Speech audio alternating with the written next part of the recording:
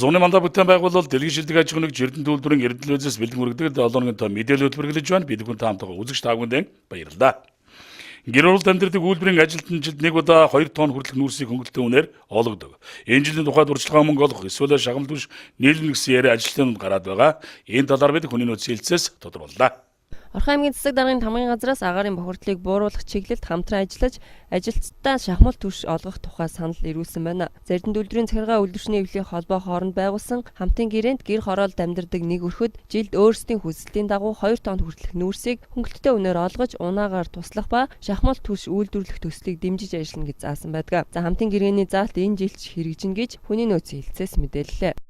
За нөөцний хөнгөлтийн журуу бид уг нь бол хөдөлгөөний төвшөнд яриад энэ удаа бол биднүүд энэ орхны одоо захиргаа засаг даргын тамгын газраас бидэнд санал тавьсан дагуу агаарын бохирдлыг бууруулах хэмжээнд бол одоо шахмал түвшээр олгоё. Эсвэл одоо биднүүд тэр нүүрсээ олгохоос хязгаарлаач гэдэг асуудлыг бол бидэнд тавьсан.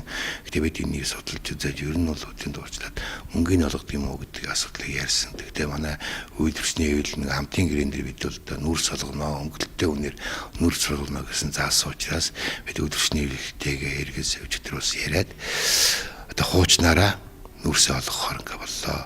Ажилтнанд олгох нүүрсийг шарын гол компанитай гэрээ байгуулж нийлүүлнэ. За өнгөрсөн жил 1 тонныг 65 мянган төгрөгөөр худалдан авт тооноос 15 мянган төгрөгийн хөнгөлөлт үзүүлж байсан. Чанартай бүхэллэг нүүрсийг өнгөрсөн жилийн үнийн түвшинд нийлүүлэх гэрээ байгуулах үүргийг хүний нөөцийн хэлцээс менежерүүдэд өгсөн байна. Техникчүүдийг хуваарлан нүүрсийг 10 дугаар сарын 20-оос эхлэн 2 сарын хугацаанд олгох юм. За хүний нөөцийн хэлцээс гаргасан судалгаагаар 1480 өрх гэр хороолд амьдардаг. Энэ жил нүүрс олгох өрхийн судалгааг наривчлан гаргаж байгаа юм байна. Дараагийн мэдээ.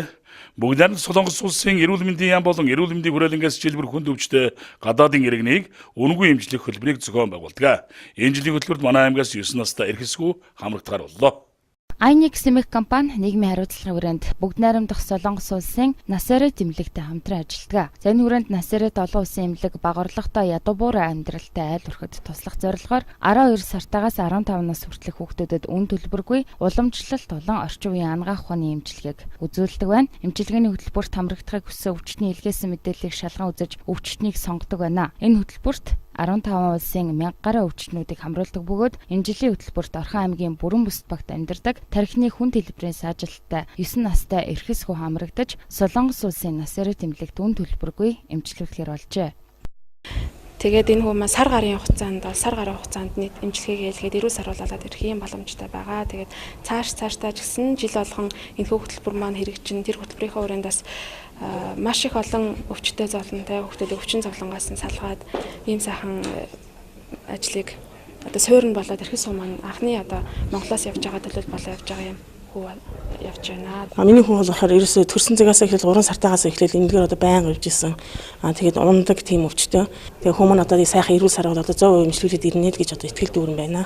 Тус эмчилгээний хөтөлбөрт арьсны өвчин, харшил, астам, салхин цэцэг мэдрэлийн өвчин, тархи нурууны мэдрэлийн гэмтэл, холбоосууд болон шүрмэсний гэмтэл, нурууны хазаалт, тархи нүүрний саажилт зэрэг өвчнүүдийн аль нэгээр өвчлсөн бол энэхүү хөтөлбөрт хамрагдах боломжтой юм байна. Эрхэсгүй эмчилгээнд явахдаа асран хамгаалагч нэг хүний хамт явна. За Насерет эмнэлэг Айникс компаниас эрх очих зардал, байрлах газар хоол эмчилгээний зардлыг бүрэн хариуцахаар болжээ.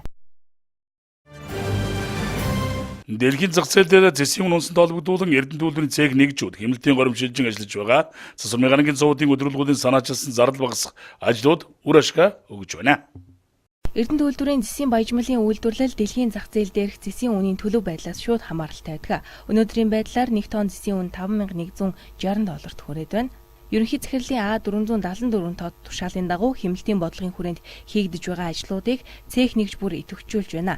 Энэ цаг үед засвар механикийн заводын хамт олон үйлдвэрт хэрэглэгдэх тоног төхөөрөмж сэлбэг хэрэгслийг үйлдвэрлэн гаргахад зарцуулж байгаа эрчим хүчний зардлыг багасгахад их анхаарч байна. Хэмнэлтийн бодлогын хүрээнд төлөвлөгөө гарган тэд эргэлтийн усны шумуудаа шинчилжээ. Эргэлтийн усны насаасны оновчтой шийдэл болон төлөвлөгөөт ажлуудын үр дүнд өртөг зардлаа бууруулж чаджээ. Одоо манай хамт олон бол хэмнэлтийн бодлогын хүрээнд жил болгон төлөвлөгөө гарган ажиллаж байгаа. Төр төлөвлөгөөнд бол одоо эрчим хүчнэн дээр ямар газар юу хэмжүүлэх вэ бүх юмаа оруулаад батлуулаад тэгээд явж байгаа. Одоо үнээс дурдсан юм бол одоо 2015 онд бол одоо эргэлтийн усны шугамаа шинжиллээ. эргэлтийн усны насоснуудын сонголтыг номштой болгосноор одоо эрчим хүчний хэмнэлт гаргаж байна. Өшөө цэгийн эрдүүлгүүд бүгдийн лед гэрлэр солилцсон. Одоо үүний өрөөнд бол эрчим хүч хэмнэлээс гадна одоо ажилчдын ажиллах тавтай орчин бий болж байна, гэрэлтүүлэлт сайжирч байна. Олон давуу талтай байна. Тэгээд яг эдгээр ажлуудын өрөөнд бол одоо ингээд нийлүүлээд үзэх юм бол нэг 150 сая төгрөг хэмнэлсэн тэмдэглэгөө тооцоо гарч байгаа. Энэ хамт олон цайны цагаар гэрэлтүүлэг болон ашиглаагүй тоног төхөөрөмжүүдэд унтрааж эрчим хүчний хэмнэлт гаргаж байна. Мөн заводын дулаан алдагдалтыг багасгах зорилгоор цонх хаалгыг сайн дулаалжээ. Түүнчлэн цехийн хэмжээний нийт гэрэлтүүлгийг TED-LED компани LED гэрлэрсэлсэн. Тэдний хэрэгжүүлж байгаа өртөг зардал бууруулах ажлууд нь ажилчдын хөдөлмөрлөх ая туххыг хангаж ажлын орчинг сайжруулахад чиглэсэн байна. Дараагийн мэдээ Эрдэнэ төлөвлөрийн 9 зорилтын нэг осол аваараас ангид байх явдал юм. Үүнийг хэрэгжүүлэхийн тулд үржин сэргийлэх ажил, хөлбөмбөгийн аюулгүй байдал, эрүүл ахуйн үзлэг шалгалтыг тогтнол явуулж байна. Энэ талаарх сүүлийн мэдээллийг та бүхэндээ хүргье. Өнгөрсөн 7 хоногт хөдөлмөрийн аюулгүй байдал, эрүүл ахуйн чиглэлээр нэлээдгүй ажлуудыг хийж гүйцэтгсэн.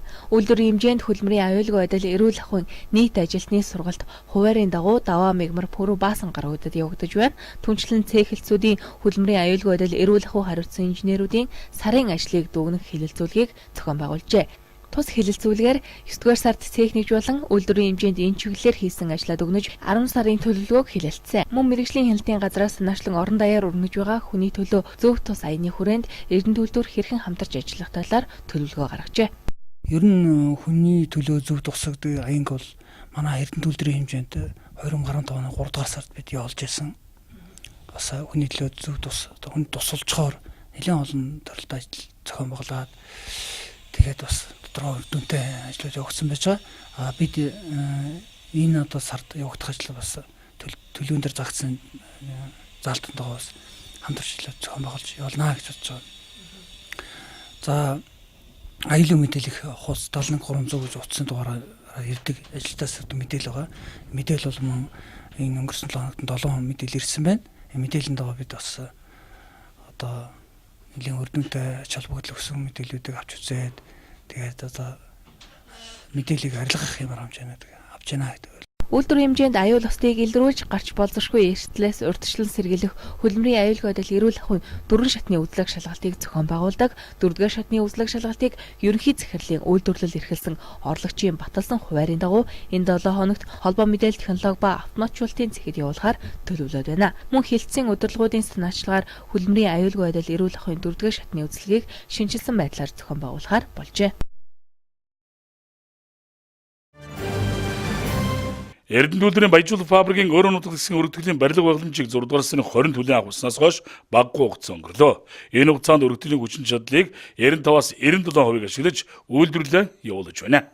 Үйлдвэрлэлийн тоног төхөөрөмжийг технологийн горимд оруулж жигд ажиллагаатай байлгахад багагүй хугацаа шаарддаг. Өөрөө нутаглах хэсгийн өргөтгөлийн тоног төхөөрөмжийн тохируулгын ажил төлөвлөгөөний дагуу хийгдэж байна. Өнөөдрийн байдлаар өргөтгөл бүрэн хүчин чадлынхаа 95-аас 97% ашиглан ажиллаж, цагт 750-аас 820 тонн хүдэр боловсруулж байгаа нь жилд за хүдэр боловсруулалтыг 6 сая тонноор нэмэгдүүлэх төслийн хүчин чадалд хүрч байгаамаа. Хүдэр нутаглалт хэмжээ зэрэг технологийн үзүүлэлтүүд төслийн хүчин чадалтай хүрч ажиллаж байгааг өргөтгөлийн төслийн удирдагч дэлгэр мэдээллээ.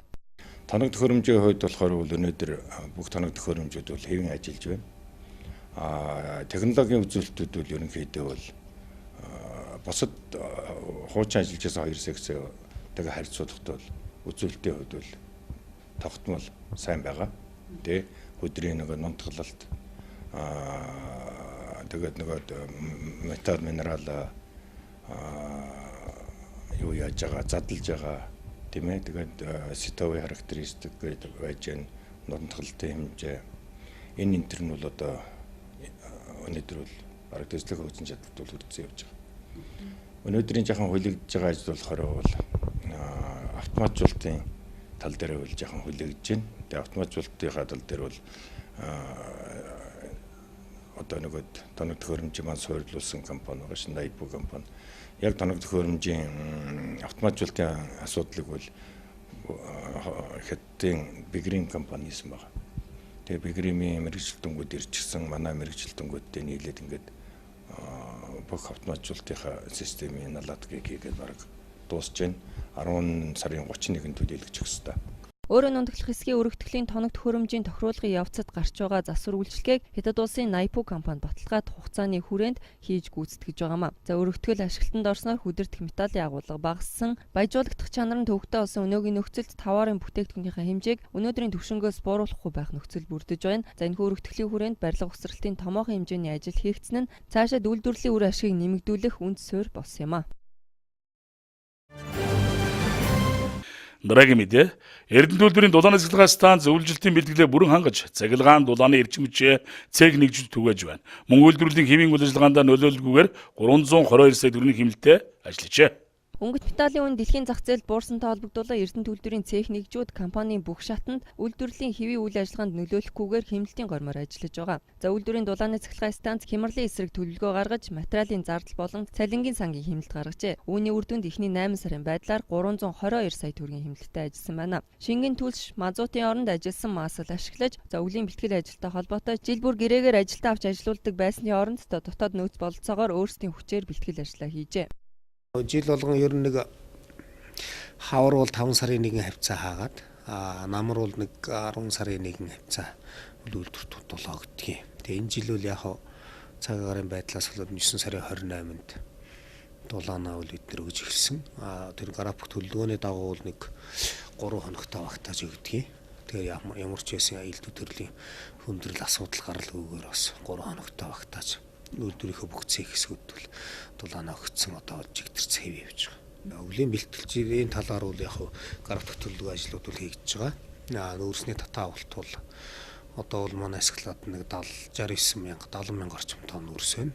Энэ үл үнийн 3 сар гарны нөөц он гартлах нөөцл гэсэн үг л дээ. Эрдэнэ төлбөрийн дулааны станц цахилгаан үйлдвэрлэж, үйлдвэрлэлээ өргөтгснөөр жилд 5 мегаватт цахилгаан эрчим хүч үйлдвэрлэж байгаа. За энэ эрчим хүчээр өөрсдийн дотоодын хэрэгцээг бүрэн хангахаас гадна эрсцээ компани, геолог хайгуулын анги, засвар механикийн завод, шим технологи Эрдмэн компаниг эрчим хүчээр хангадаг. За сүүлийн жилүүдэд цахилгааны үн тасралтгүй нэмэгдэж байгаа. Энэ нөхцөл тус станцын цахилгаан эрчим хүчний үйлдвэрлэл нь Эрдэнэ төлбөрт эдийн засгийн үр ашгийг авчирч байна. За дулааны цахилгаан станц нь жилд 22 тэрбум төгрөгийн дулаан, 6 орчим тэрбум төгрөгийн цахилгаан эрчим хүч үйлдвэрлэдэг. За мөн тус станцад 2 дахь шатны өргөтгөл хийгдэж 48 мегаватт цахилгаан эрчим хүч нэмж үйлдвэрлэнэ. За ингэснээр Эрдэнэ төлбөрийн цахилгаан эрчим хүчний хэрэглээний 50 хүртэлх хувийг үйлдвэрлэх боломжтой болох юм а. Одоогоор Хятад улсын Харбин Electric International компанитай өргөтгөлийн ажил гүйцэтгэх гэрээ байгуулагдсан, зураг төсөл нь боловсруулагдаж байна. Эрдэнэ төлбөрийн ажилчдын ажлын үр дүнгийн урамшууллыг сар бүр олгодог. Ингэхдээ компани тухайн сарын цэвэр ашигын үзүүлэлтийг үндэслэн тооцож дараа сард нь цалин дээр нь олгож байгаагаар журмалсан байдаг. Энэ талаар хөдөлмөр зохион байгуулалт цалин өссөний төвчнөөс тодрууллаа.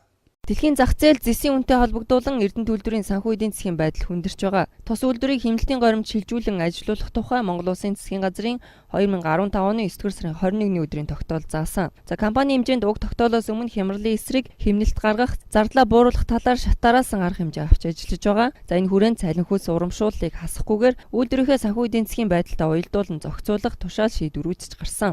Үндсэн цалин гэдгээ бол одоо бид нар ажилтсан цагаар авдаг раавна. Дээр нь одоо хийснэх системд бол төлөвлөгөөс илүү давуулан биелүүлсэн ажлынхаа бямаар переработка гэх цалингаа авдаг раавна.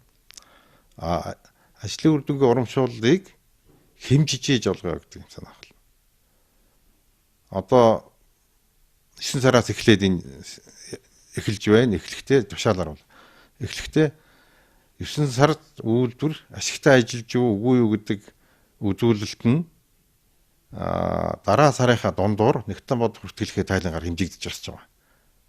Энэ бол одоо энэ сарын одоо 9 сард одоо ашигтай байна уу, ашиггүй байна уу гэдэг үзүүлэлт нь бол 10 сарын дундуур 15 дараа одоо гарна. Энэ үзүүлэлтээ бид нэр харж байгаад одоо ажлынхаа үр дүнгийн урамшууллыг бол олгоод явна. Түнс бол одоо бүр одоо зогсоочж байгаа, хасчиж байгаа юм ойлголт бол биш. 1 сарын дараа одоо 1 сараар ухрааж олгож байгаа. Ийм л зохицуулт явж байгаа. Энэ бол одоо аргагүй эдийн засгийн санхүү эдийн засгийн хүндрэлтэй нөхцөл байдал зайлшгүй авчих хэвээр ийм арга хэмжээний хүрээнд хийгдэж байгаа. Ийм л ажил. Энийг харин манай одоо ажилчид ялангуяа одоо зөв ойлгож одоо хүлээж авах юм авахыг хүсэж байгаа юм. Эрдэнэ үйлдвэрийн ажилчид үндсэн цалингаас гадна ажлын үр дүнгийн урамшуул авдаг. За үүнийг санхүү эдийн засгийн байдал хүндэрсэнтэй холбоотойгоор 2015 оны 1-р улиралд ерөнхий захирлын тушаал гарч бүх ажилтнуудад улирлаар олгосон. За 2-р улиралд ажилчдын санал үйлдвэрчний хэвлэлийн холбооноос ирүүлсэн хүсэлтийг хүлээн авч сар тутамд олгож байсан. За 2015 оны 7-р сард урамшууллын асуудлыг дахин хилцэж үйлдвэрийн удирдах ажилтан мэрэгжилтэн албан хаагчдын ажлын үр дүнгийн урамшууллыг улирлаар харин ажилчдынхыг сар бүр олгож байна. За ЗС-ийн дэлхийн зах зээл дуунаж Эрдэнэ үйлдвэр алдагдaltaй ажиллаж байгаа ч компани удирдлагын зүгээс ажлын байрыг хадгалж цалин хөөс урамшуул бууруулахгүй байх бодлого барьж байгаа. За ажилчдын ажлын үр дүнгийн урамшууллыг компани цэвэр ашгийн биелэлтийг харгалзан тооцож гүйцэтгэлийн гол үзүүлэлтийн хэмжилтээр дараа сард нь олгож байгаамаа. Дараагийн мэдээ Эрдэнэ үйлдвэрийн баяжуулах фабрикийн нунтаглан баяжуулах хэсэгт ажил мэргэжлийн уралдаан явагдаж байна. За энэ уралдаан нь бүтэн жилийн хугацаанд үргэлжлэх баяжуулагч 2015 оны хүрээнд зохион байгуулагдаж байгаа юм байна. Технологийн сургуулийн 40 жилийн ог тохиолдуулан баяжуулах фабрик Монголын ашигт малтмал баяжуулагчдын холбоо хамтран баяжуулагч 2015 оноог 1 жилийн турш зохион байгуулж байгаа. Тус аяныг баяжуулах фабрикаас төрөн гарсан Монгол Улсын хөдөлмөрийн баатар Бямбагийн нэрэмжит болгон зарлаж баяжуулагч мэргэжлийг сурталчилж залуу ажилчдад мэдлэгээр залуу ажилчдад мэргэжлээрээ бахарх олон талт ажлуудыг зохион байгуулсаар байна. Эдгээрийн нэг нь Ахмад ажилчдын ур чадварыг шинэ залуу ажилчдад туршлага болгон суралцуулах зорилготой халамжлан хүмүүжүүлэгч багшаа уралдаан юм а. Мөн 10 гаруй мэргэжлэр ажил мэргэжлийн уралдаан зохион байгуулж байна. Одоогийн байдлаар баяжуулах фабрикийн нунтаглан баяжуулах хэсгийн технологийн ажиллагчдын дунд сарын хугацаатай уралдаан явагдаж байна. Ажил мэргэжлийн уралдаан мэргэж тус бүр дээр ер нь явуулах төлөвлөгөөтэй байсан. Тэгээд манай баяжуулах фабрикийн хувьд хэсэг дээрээ тусдаа ажил мэргэжлийн уралдаанууд зохион байгуулад тэгээд эндээсээ шилдэгдэх тодорхойлох гэсэн дүгнэлтэнд хүрсэн байгаа. Тэгээд манай хэсгийн хувьд ажил мэргэжлийн уралдааны зохион байгуулалтад маш олон хүнтэй тэгээд бас яг нэг хүнийг онцгойлоод ингээд дүгнээд гаргахад бас жоохон хүндрэлтэй байдаг. Яг хамт олонны хөдөлмөр хүчээр үр дүнгууд гардаг учраас тийм учраас бид нар багаар нь шалгаруулахаар шийдсэн байгаа. Тэгэхээр технологийн дөрөв ээлж байгаа донд 1 сарын хугацаатай уралдаан зарласан байна. Ажил мэргэжлийн уралдаан. Энд юу арах вэ гэхээр технологийн гол үзүүлэлтүүд бас хөдөлмөрийн аюулгүй байдлыг эрүүл ахуйн талаар авч хэрэгжүүлж байгаа арга хэмжээ бас мөн тэрнтэй уялдуулаад 5C гэж байгаа шүү дээ. Бүтээмжийн хөдөлгөөнд юу дугуулангийн үйл ажиллагаа яагаад гэвэл дөрвөн технологийн ээлж байна. Тусдаа бас нэг дугуулан болчдөг. Тэгээд дугуулангаараа өөрөөсөө ямар төсөл хэрэгжүүлж байна. Тэрийг нь бас авч хэлцэх. Мөн сайн санал бас хэрэг гаргаж байна. Бас эсвэн хамт олоннууд бас оролцоо гаргаж байгаа тоо мөн санал гаргалтанд оролцож байгаа нийт ажилчдын оролцоо хэрвээ тэрүүгээр нь дүгнж байна. Эрдэнэ үйлдвэрийн баяжуулах фабрикт 110 гаруй мэргэжлийн 1100 ажиллагчид ажилладаг. За эдгээр ажиллагчдын ур чадварыг дэвшлүүлэхэд цехийн удирдлага байнга анхааран ажил мэргэжлийн уралдааныг зохион байгуулад байна. Энэ сарын 1-ээс 11 сарын 1-ний хүртэл нунтаглан баяжуулах хэсэгт ажил мэргэжлийн уралдаан явагдана. Технологийн 4 ээлжийн ажиллагчид энэ хугацаанд хөдөлмөрийн аюулгүй байдал, эрүүл ахуйн чиглэлээр хэрэгжүүлж байгаа ажил, 5C хэмнэлтийн бодлогын хүрээнд ээлжүүдийн санаачлан хийсэн ажил, ээлжийн турш ажил даалгаврын биелэлт, үйлдвэрийн төлөвлөгөө хэрхэн биелүүлсэн байдал зэрэг үзүүлэлтүүдээр уралдаж байна. Орхон аймгийн Эрдэнэ 2015 баг олимпик спортын наадам эхэлсэн. За энэ сарын 7-оос 11-ний хооронд үргэлжлэх тус наадмыг Орхон аймгийн жудо бүхий холбоо Эрдэнэ чанар компани хамтран зохион байгуулж байна.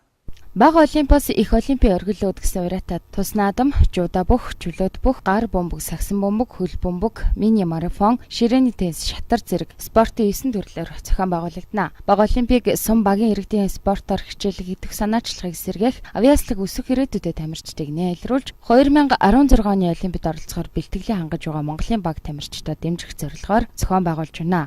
Энэ үйл ажиллагаанд спортыг дэмжигч байгууллагууд ихээхэн ач холбогдолтой оролцож байна. Олимпийн маань бамбар асаах ёслол маань яг дэгжээгийн дагуу нарийн цаг хугацаанд явагдах учраас цагтаа эхэлнэ. Тэгээ нийт одоо ард иргэд маань олимпийнхаа наадамдаа цагт нь ирж нээлтийн үйл ажиллагааг үзэх, баг тамирчид маань цагтаа ирж нээлтийн ажиллагаанд жагсах ийм ажлууд маань л үлдээд байна да. Бага олимпийн наадам шатрын спортоор эхэлсэн. Харин өнөөдөр нээлтийн үйл ажиллагаанд Ньюс Аутлав зэрэг олон шилдэг хамтлаг төвчд оролцож спортыг дэмжин ажиллалаа. Мөн 240 хүүхэд гимнастик үзүүлбэр, спортын 100 гаруй бүжигчин, 600 гаруй тамирчин оролцлоо. Эрдэнэтийн бага олимп 2015 наадамд нийтдээ 22 багийн 1600 гаруй тамирчид өрсөлдөж байна. 2016 оны олимпийн бэлтгэл болсон тус тэмцээнд Эрдэнэтийн баг тамирчид ив санаагаа нэгтгэн уралдаж байна. 7 өдөр мэдээллийн хөтөлбөрийн төгсөлд хотуудын цаг гараа мэдээг та бүхэнд хүргэе.